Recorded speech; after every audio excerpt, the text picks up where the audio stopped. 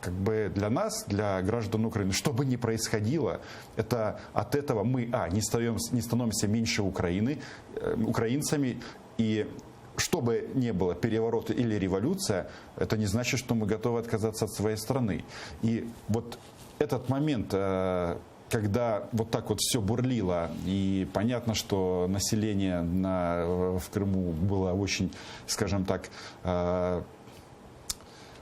подвержено влиянию российского телевизора, произошло то, что произошло. И действительно, мы, страна, все вместе, и я уверен, со мной многие согласятся, мы жили просто в иллюзиях вот этих, в иллюзиях братства. В иллюзиях братства. И эти иллюзии окончательно были разрушены, когда первая кассета «Града» с территории Ростовской области была запущена по украинским защитникам. Ну, я думаю, еще когда аэропорт брали в Симферополе, я думаю, уже тогда «Зеленый человек», многие поняли уже, о чем речь. Ну, вот я думаю, то есть этот процесс, он не одномоментный, но вот начало Донбасса и первые такие массовые жертвы среди украинских военных и гражданских. Уже до всех дошло тогда. Это был Рубикон, после которого возврата уже нет.